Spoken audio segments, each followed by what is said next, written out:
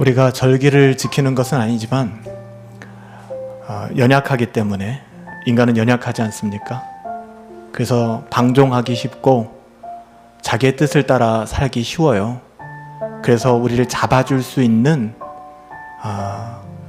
시스템이 있다는 것, 통로가 있다는 것은 어떻게 보면 굉장히 건강한 것입니다. 그래서 우리가 절기를 따로 지키는 것은 아니지만, 예수님이 고난당하신 날도 아니에요, 이 기간이. 그럼에도 불구하고 우리가 이 한 주간을 정해서 예수님의 고난을 묵상하고, 또 그 고난의 중심이 오늘 금요일이죠. 예수님께서 오전 9시에 십자가에서 못 박히셨고요. 그리고 6시간 동안 십자가 위에서 7마디를 남기시고, 그리고 오후 3시에 숨을 거두셨습니다. 그리고 음부에 내려가셨다가 사흘 만에 죽은 자의 권세를 깨시고 부활하셨죠. 우리가 예수 그리스도와 함께 십자가에서 죽었고, 우리가 주일날 말씀 살펴보았던 것처럼 그리스도와 하나 되었고 연합되었고, 이제는 새 생명을 얻게 된 하나님의 자녀들. 많이 아쉬운 것 같아요. 뭐가 아쉽냐 하면은, 특별히 제가 처음 청년 때만 해도 흰옷 입고 막 부활절 새벽 예배하고들 그랬거든요. 요즘에 그런 모습이 사라진 지가 꽤 됐어요. 제가 청년실에 차량 운행을 했었는데, 교회 봉고차 운행을 새벽에 주일날 하다 보면은 90년대 초반이죠. 갑자기 골목길에서 하얀 소복을 입은 아줌마들이 툭툭 나타났었어요. 새벽 기도 가시는 분들. 요즘엔 그런 모습 굉장히 생소할 거예요. 때로는 그게 굉장히 그리워지더라고요. 이번 한 주간 어떻게 지내셨습니까? 고난주간인데 여러분 어떻게 사셨어요? 정말 우리 예수님의 십자가와 우리를 향하신 그 사랑이 무엇인가를 우리가 깊게 묵상할 수 있는 은혜가 있었을 것이라고 믿어요. 설령 그렇지 못했다 할지라도 오늘 이 밤에 우리가 주 예수 그리스도의 그 십자가와 또 우리를 사랑하신 그 사랑하심에 대해서 찬양하고 또 나누고 기도할 수 있었으면 좋겠습니다. 여러분, 예수님이 왜 죽으셨죠? 사랑이 예수님을 죽게 만들었습니다. 정말 그래요. 우리가 신명기서 말씀 새벽마다 살펴봤지만, 우리를 사랑하셔서 그 사랑이 우리 주님을 죽게 만들었던 거죠. 여러분들 은혜 받으려고 오신 거 아닙니까? 우리 안에 있는 은혜가, 하나님의 은혜가 다시 한번 각성케 되길 사모하는 마음으로 오셨잖아요. 목사 보지 마시고 하나님 바라보시고 은혜 사모하시고, 또 오늘 우리에게 주신 은혜의 말씀으로 내 영혼 기경하시고 단비로 삼으시고 그렇게 돌아가실 수 있게 되기를 예수님의 이름으로 축복합니다. 주님께서는 고난주간 금요일 이른 아침이죠. 한 6시쯤에 사형 선고를 받으셨어요. 새벽 6시부터 사형 선고를 받으셨죠. 그리고 급박하게 이끌려서 십자가를 지시고 9시에 십자가에 달리시게 됩니다. 그 상판만을 메고서 비오돌로사의 그 거리에 수많은 모욕과 그리고 수많은 거절감 속에서 십자가를 지시고, 불과 일주일 전만 해도 호산나 다윗의 자손을 외치던 사람들이 겹겹이 서서 저자를 십자가에 못 박아라, 저자를 십자가에 못 박아라. 여러분, 예수님 마음이 어땠을까요? 여러분, 예수님은 우리와 마음이 전혀 다른 분이라고 생각하세요? 똑같아요. 서운할 거 다 서운하고 아플 거 다 아프신 분이었습니다. 오전 9시에 십자가에 달리셨어요. 6시간 동안 고통 가운데 있었어요. 보통 십자가에 사형을 당하면 한 12시간은 적어도 넘게, 한 하루 정도 그렇게 고통을 받다 죽는다고 합니다. 완전히 뼈가 다 부러지고 피와 물이 다 쏟아져서 죽게 되는데, 예수님께서는 6시간 밖에는 아니 계셨어요. 그만큼 예수님께서는 33살 이 땅 가운데, 33살 33년 이 땅 가운데 살아가면서 모든 에너지를 다 쏟아 부으셨어요. 여러분들, 이렇게 인생 살아가야 됩니다. 가치 있는 것에. 이 세상의 썩어질 어떠함에 그렇게 매몰되면 그건 불행한 인생입니다. 진짜 가치 있는 것, 변하지 않는 그 가치를 향하여 여러분 인생을 쏟아부으세요. 예수님 나이가 33살이었는데 네가 30대냐? 한 50은 돼 보인다라고 얘기하잖아요, 성경에서. 그렇게 늙으셨어요. 겉늙었죠. 고생 많이 하셨어요. 무엇 때문에? 복음을 전하기 위하여 새벽 미명에 되어 기도하셨고요. 밤늦게 기도하셨고요. 가는 곳마다 귀신을 쫓아내시며 고치시며 은혜의 복음을 전하셨습니다. 제자들의 그 미성숙함을 다 받아내시며 주님은 그렇게 인생을 사시다가 우리의 구원을 이루시고 십자가에서 돌아가셨습니다. 우리는 예수님께서 십자가에서 남기신 7마디, 가상칠언이라는 이 7마디를 통하여 하늘과 땅 사이에 주님이 중보자, 유일한 중보자, 하늘과 땅이 도저히 마주대할 수 없는 간극이 생겼잖아요. 그 죄 아닙니까? 죄. 하늘과 땅이 그렇게 멀어진 것은 죄 때문이에요. 그 죄의 문제를 해결하사 우리의 중보자가 되어서 하늘과 땅의 손을 잡아주신 겁니다. 한 손으로는 우리의 손을 잡아주시고 한 손으로는 하나님의 손을 잡아서 우리를 아바, 아버지라 부를 수 있게 하신 예수 그리스도께서 우리의 중보자가 되어주신 거예요. 첫 번째 누가복음 23장 34절에 보면 예수님께서는 십자가 위에서 이미 십자가에 못 박히셨습니다. 십자가 위에서 이렇게 말씀하셨어요. 정말 대단합니다. 아버지여, 저들의 죄를 용서해 주십시오. 저희들을 사하여 주시옵소서. 자기들이 하는 것을 알지 못합니다. 야, 네가 하는 짓을 알지 못하는구나. 네가 하는 짓 알게 되면 넌 땅을 치고 후회하게 될 거야. 가만 안 둘 거야. 이게 인간의 마음이에요. 아버지여, 저들의 죄를 사하여 주십시오. 자기들이 하는 것을 알지 못합니다. 지금 자기의 옷을 두고 야, 제비 뽑자 하고 있는 이 군인들을 바라보시며, 여러분이 가능하겠어요? 전지전능하신 하나님께서 내가 가만두나 봐라, 당장에 십자가를 치고 나와서 이것들아 해도 현찮은데 아버지여 저들의 죄를 사하여 주십시오. 자기들이 하는 것을 알지 못합니다. 이게 하나님께 드린 첫 번째 기도이자 고백이었어요. 사죄였습니다. 사죄. 그럼에도 불구하고 자기를 못 박아 십자가에 높이 단 사람들을 속죄하기 위하여 드린 기도.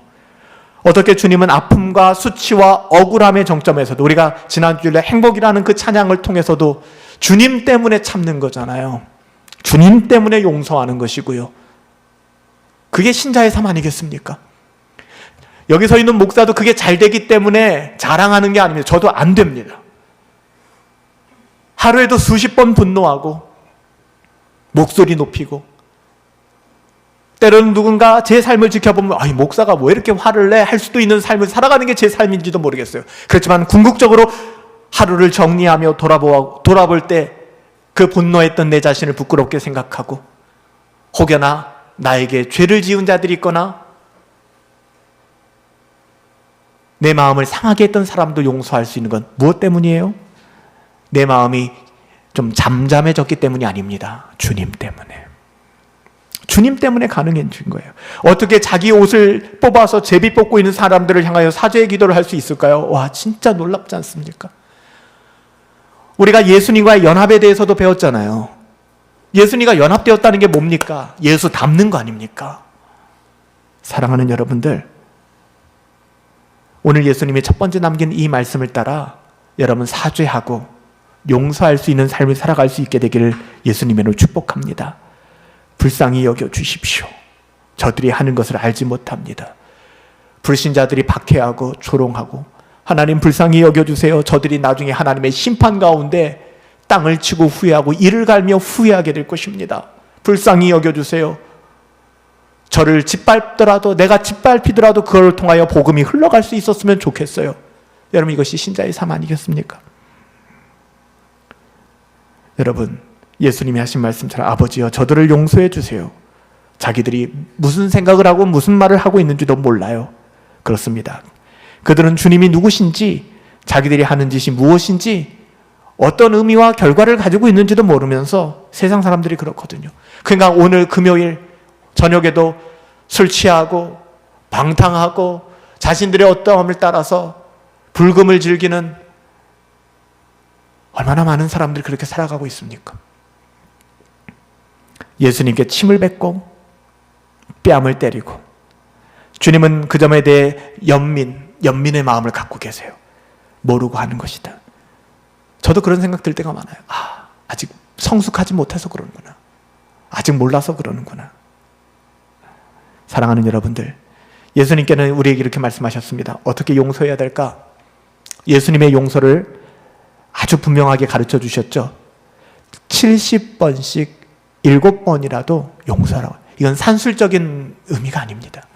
7번, 70번씩 7번이라도 완전 숫자를 2번이나 반복함으로 말미암아 끝없이 용서라는 것입니다. 어렵죠.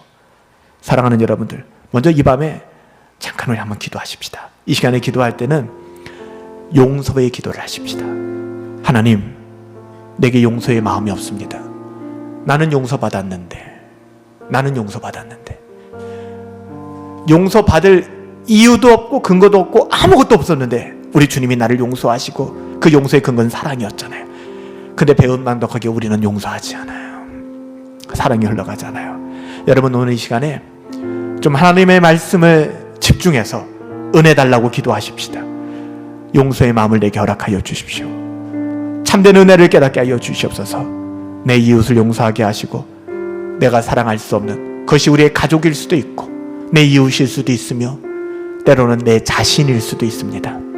하나님, 오늘 이 밤 예수님께서 저들의 죄를 사하여 주시옵소서 사죄를 선언하셨습니다. 우리가 용서 못할 사람은 없어요. 용서의 영이 임할지어다. 우리 가운데 참된 용서가 임할지어다. 우리 다 같이 하나님과 나만이 아는 그 관계의 깊숙한 은밀한 곳에서 용서하지 못함, 특별히 내 자신을 용서하지 못하는 그 불행 속에서 벗어나시길 바랍니다. 하나님이 은혜 주실 거예요. 우리 짧지만 깊게 우리 한 번만 기도하며 나갑니다. 기도하시겠습니다. 살아계신 아버지 하나님, 우리에게 아버지 용서의 마음을 허락하여 주십시오. 주님께서 십자가에서 용서함을 구하였습니다. 그 용서가 우리 가운데 임하였음을 믿습니다. 우리의 어떠함을 따라 나의 인격을 따라 용서하려는 방자한 짓을 멈추게 하시고 우리 주님으로 인하여 용서하게 하여 주시옵소서. 용서의 삶을 누리며 살아갈 수 있도록 지긋지긋하고 지옥 같은 삶이 아니라 용서함으로 참된 자유를 누리며 살아갈 수 있도록 역사하여 주시옵소서. 예수님의 이름으로 기도합니다. 아멘. 여러분, 예수님이 두 번째 누가복음 23장 43절에서는 두 번째 말씀을 하셨어요. 이렇게 얘기했죠. 오늘 내가 나와 함께 낙원에 있을 것이다. 이렇게 말씀하셨죠. 여러분, 이것은 예수여 당신의 나라에 임하실 때 나를 기억하소서라고 말한 그 한편 강도에 대한 예수님의 말씀이었습니다. 한편 강도는 마지막 극적으로 구원받은 사람이었죠. 참 은혜 중에 은혜를 노래하는 사람이 이 사람이거든요. 마지막 십자가 우편인지 좌편인지는 안 기록되어 있지만 한편에 달렸던 그 강도. 근데 이걸 갖다가 사람들은 뭐라고 얘기하냐면 나도 이 사람처럼 구원받을래요. 나도 인생 막 살다가 마지막 그 시점에 난 예수님 믿을래요. 이런 분들이 너무 많아요. 바보 같은 겁니다. 여러분, 만약에 천국에 가셔서 예수님 한편의 그 강도를 만나신다면 이 사람이 뭐라고 얘기할까요? 내가 조금만 더 일찍 예수님을 믿었다라면 나는 내 인생 복음 위에 살았을 거야. 나는 내 인생 정말 복음 위에 바치다가 난 순교했을 거야. 다만 나는 너무 늦게 십자가에서 우리 주님을 만나서 그 사랑을 깨달아서 내 손이 못 박혀있고 내 발이 못 박혀있어 나는 꼼짝도 할 수 없었어. 난 그게 분해. 나는 그게 억울해. 라고 말할 겁니다. 근데 정작 우리는 나도 이 사람처럼 마지막까지 다 즐기다가 마지막에 구원받을래. 여러분 어떠세요? 예수님께서는 이런 사람을 향하여, 그런 생각을 하고 있는 사람을 향하여 내가 나와 함께 낙원에 있으리라고 말씀하신 게 아닙니다. 우리 주님은요, 주님을 만난 그 순간 그의 사랑이 너무 뜨거워 주님 아니면 안 되는 삶, 사도 바울이 다마스커스에서 예수님 만나고 변화된 삶을 살았던 것처럼, 짐 엘리엇이 그랬던 것처럼 수많은 믿음의 사람들 말해 무엇합니까? 정말 켜켜이 숲과 같이 쌓여있는 믿음의 선배들, 이들이 그런 삶을 살았어요.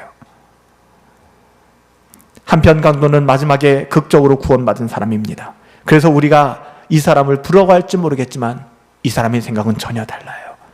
이 강도는 막차를 타고 턱걸이로 구원을 얻었지만 여러분, 구원이라는 건 그게 전부가 아니거든요. 사랑하는 성도 여러분들, 성경이 말하는 부끄러운 구원을 탐내지 마십시오. 우리에겐 아직 건강이 있잖아요. 우리에게 아직 하나님이 주신 많은 달란트들이 있잖아요. 하나님을 위해 사용하십시오. 그것이 여러분 하나님의 자녀다운 삶이고요. 이것이 거룩한 삶입니다. 이것을 성화라고 하는 거예요. 구원받았잖아요. 구원받으셨죠? 할렐루야. 아멘. 구원받으셨죠? 구원받았잖아요. 그 구원의 근거를 설명하실 수도 있으시잖아요. 여러분 구원받은 하나님의 자녀들은요, 오늘 내가 나와 함께 낙원에 있을 것이다. 이 땅을 하나님의 나라로 만들어가며 살아가기 시작합니다. 세상과 타협하고 적당한 세상의 가치관으로 살아가는 것이 아니라 우리가 밟는 모든 땅, 모든 지경을 하나님의 나라로 변화시키면서 살아가기 시작해요. 그것이 거룩한 삶입니다. 오늘 이 시간 한 번 더 기도하십시다. 내가 나와 함께 낙원에 있을 것이다. 우리 주님이 말씀해 주셨잖아요. 성화, 거룩한 삶의 자리를 허락하여 주신 주님께 감사합니다.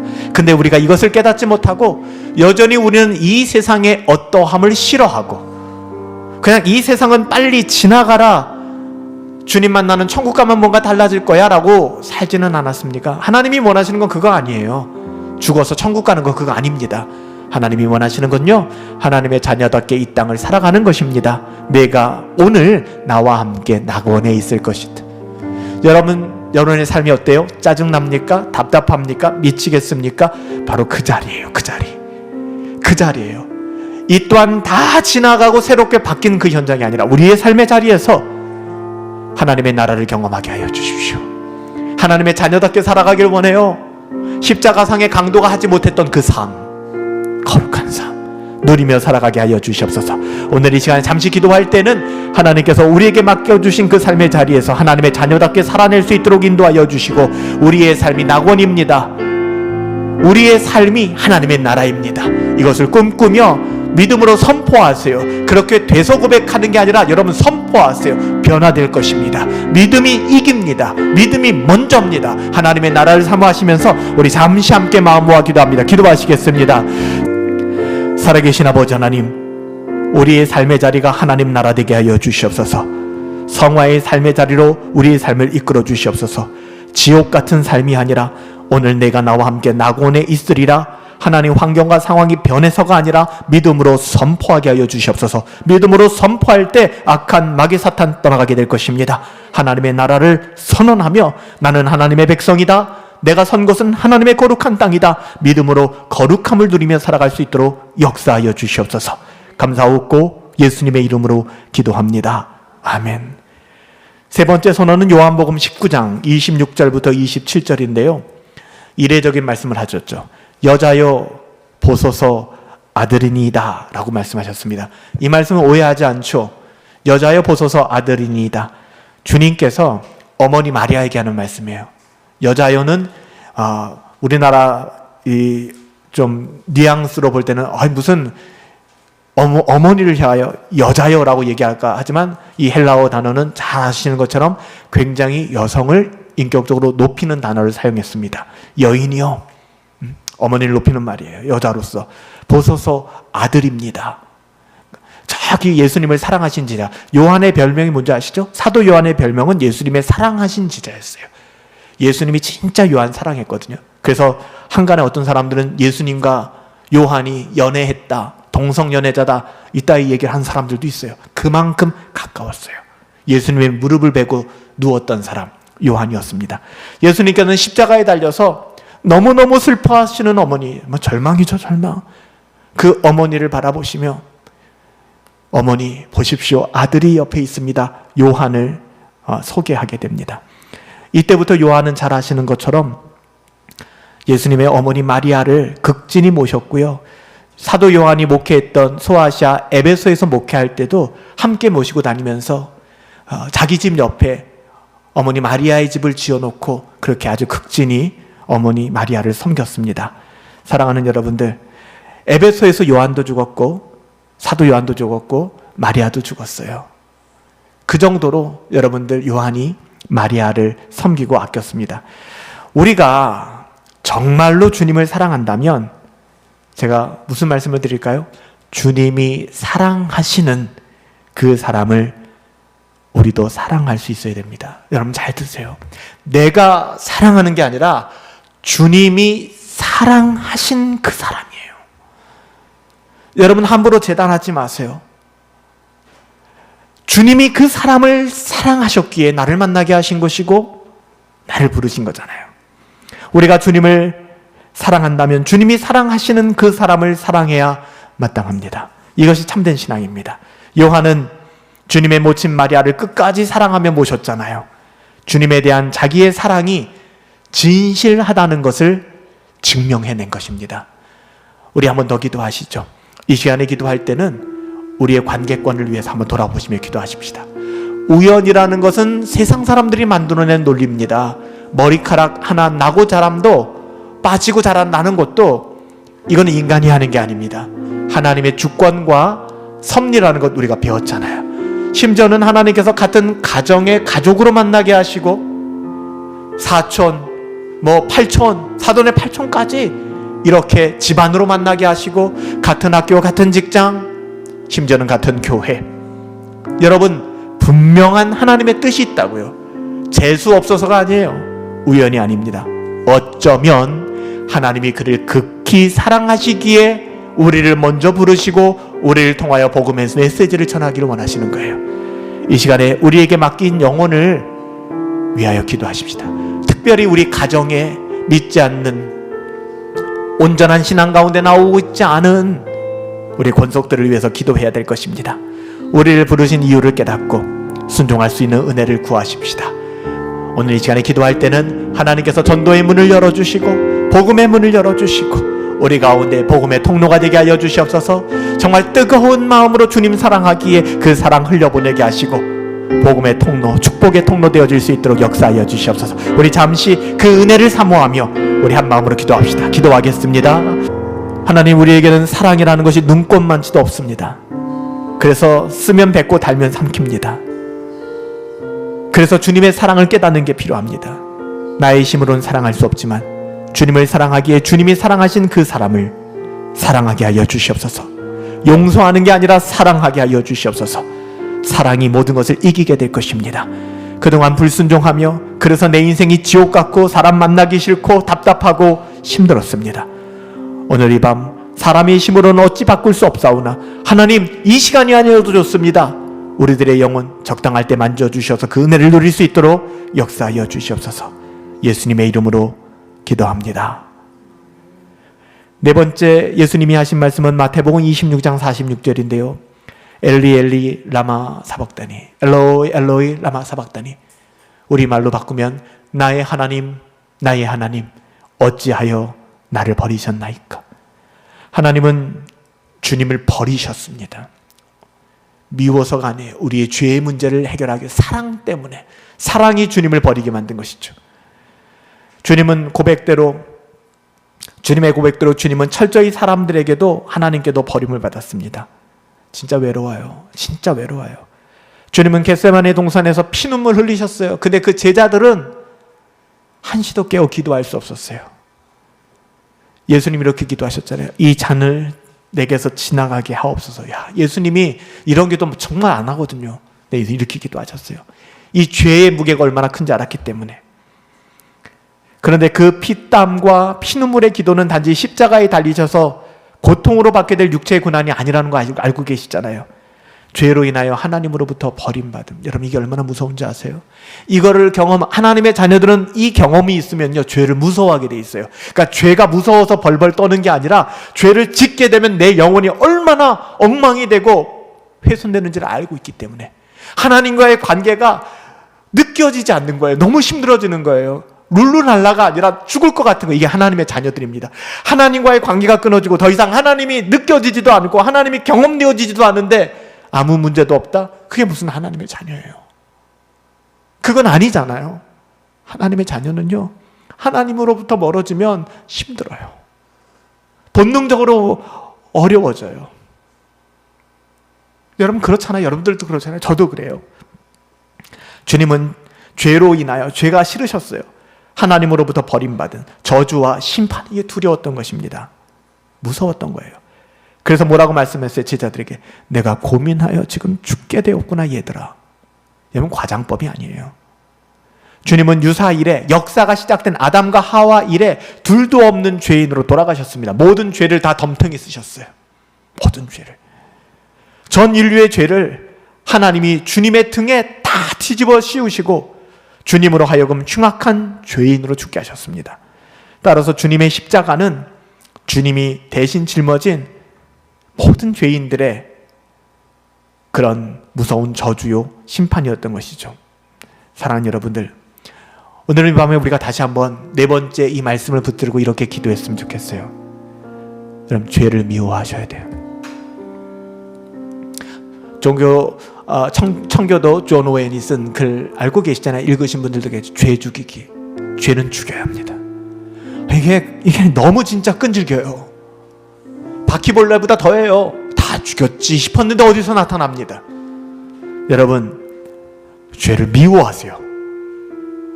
여러분, 다른 사람을 미워하지 마시고 죄를 미워하세요. 이 죄, 나쁜 것, 죄식은 싫어하세요. 그냥 주님이 그토록 아파하시던 죄, 그 죄 때문에 주님이 죽으셨단 말입니다. 우리 스스로를 이 죄의 역사에서 피 흘리기까지 싸울 수 있는 은혜 구하세요. 죄는요, 그 모양이라도 버리세요. 살아계신 아버지 하나님, 죄를 미워할 수 있는 마음을 좀 주셨으면 좋겠습니다. 우리는 사람을 미워할 줄만 알지 그 끔찍한 죄를 미워하지 않는 그런 죄성이 가득한 사람들입니다. 주님이 그토록 아파하셨던 죄를 증오하게 하여 주시옵소서. 우리 스스로 이 죄의 역사에서 정말 피 흘리기까지 싸울 수 있는, 잎새에 이는 그 작은 바람에도 괴로워하고 아파했던 윤동주님처럼 그 시인의 그 마음, 그 기독교인의 마음을 이 험악한 세상, 분별 없는 세상 저희들에게도 허락하여 주시옵소서. 예수님의 이름으로 기도합니다. 우리 마지막 5원 그리고 6원 7원 제가 한꺼번에 좀 말씀드리고 기도할게요. 다섯 번째 메시지는 무엇이었을까요? 내가 목마르다 였습니다. 이때 주님은 벌써 6시간 가까이 십자가에서 물과 피를 다 쏟으셨거든요. 팔레스타인의 그 뜨거운 열대 기후 속에서. 여러분, 지옥이 어떤 곳이라고 생각합니까? 전 지옥은 최악의 목마름이 영원히 계속되는 곳이라고 생각합니다. 그 최악의 목마름은 여러분들은 동의 못하실지 모르겠지만 주님을 알지 못하는 목마름이에요. 알지 못해서 생기는 목마름. 그것이 영원, 하나님의 은혜가 완전히 끊어진 것, 배제된 것. 그래서 쓸 표현이 없으니까 구더기도 썩지 않는 곳이라고 했지, 진짜 그것을 구더기도 썩지 않고 불못 이런 것이라기보다는 하나님의 은혜와 긍휼이 전혀 없는 곳입니다. 거기가 지옥입니다. 부자가 불지옥에서 고통당하면서 아브라함에게 손가락 끝에 물 한 방울 찍어 보내달라고 그렇게 얘기하지 않았습니까? 지옥불에서 물 한 방울이 무슨 도움이 되겠습니까? 많은 그토록 고통스러운 곳이다 라고. 그리고 번복할 수 없는 곳이라는 게 더 두려운 것입니다. 주님은 우리의 모든 죄를 담당하사 음부의 고통을 다 당하셨습니다. 주님은 이 모든 일을 우리를 대신하여 당하셨기에 우리는 이제 목마르지 않는 겁니다. 여러분 돌아보세요. 난 무엇으로 목마르는가? 어떤 갈증이 있는가? 제가 말씀드렸죠. 우리는 만족해야 됩니다. 자족해야 됩니다. 우리에게 주신 모든 것에 자족하며 살아가십시오. 근데 우리가 목말라야 되는 것 한 가지가 있습니다. 하나님을 더 깊이 알기를 원합니다. 하나님께로 더 나가기를 원합니다. 이거는 힘으로도 되는 게 아니에요. 능으로 되는 게 아니에요. 내 안에 하나님 사랑하는 그 마음이 생겨야 가능해진 겁니다. 아니면 듣기 싫죠. 그런 말 자체가. 관심이 없으니까. 여러분 기도하실 때 참된 목마름을 위해 기도하시고요. 여섯 번째, 우리 주님께서는 유명한 말씀이죠. 텔레스타이.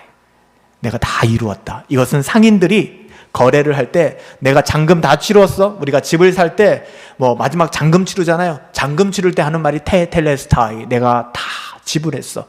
예수님이 십자가에서 우리의 모든 죄를 담당하시고 내가 다 지불했어 라고 말씀했어요.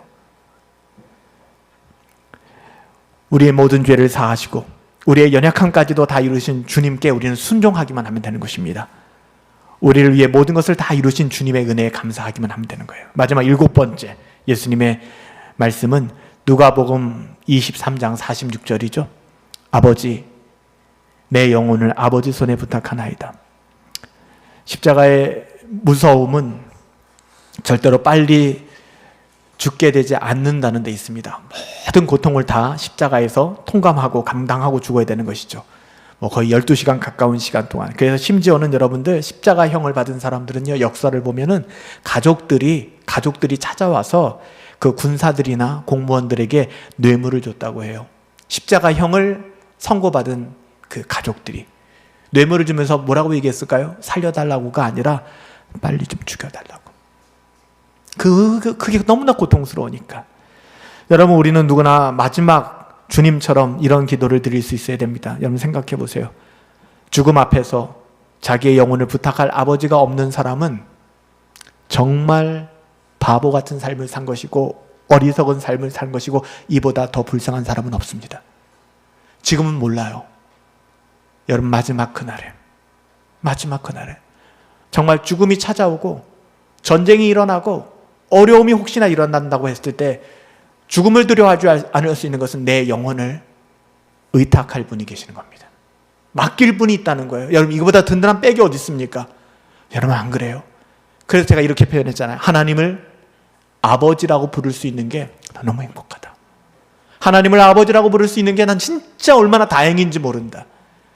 소위 사람들이 말하는 명문대를 못 나왔어도, 연봉 높다라는 직장 생활을 못 해봤어도 나는 하나님을 아버지라고 부를 수 있으니까. 여러분, 그 고백입니다. 수많은 신앙의 선배들이 그렇게 기도하고 죽었잖아요. 스데반도 그렇게 순교했고, 수많은 믿음의 사람들, 종교개혁자들도 그렇게 순교했잖아요. 주님처럼 이렇게 기도하며 죽을 수 있다면 정말 복된 사람입니다. 생전에 아버지의 뜻대로 사셔서 마지막 죽음 앞에서 이처럼 죽음의 기도, 망나니같이 살았다면 마지막 이 기도가 나오겠습니까? 진짜 내 멋대로 살고 내가 원하는 방식대로 살았는데 마지막 죽을 때 뻔뻔하게 주여 내 영혼을 아버지 손에 의탁하나요? 이게 되겠습니까? 두렵죠. 세상의 그 어떠함이 아니라 오직 하나님의 나라를. 그래서 마지막에 당당하게, 하나님 앞에도 당당하게, 당당할 수는 없지만 그래도 당당하게, 하나님, 내 영혼을 하나님 손에 의탁합니다. 이제는 때가 되었습니다. 저를 받아주십시오. 이런 고백이 저와 여러분들 가운데 있게 되기를 예수님의 이름으로 축복합니다.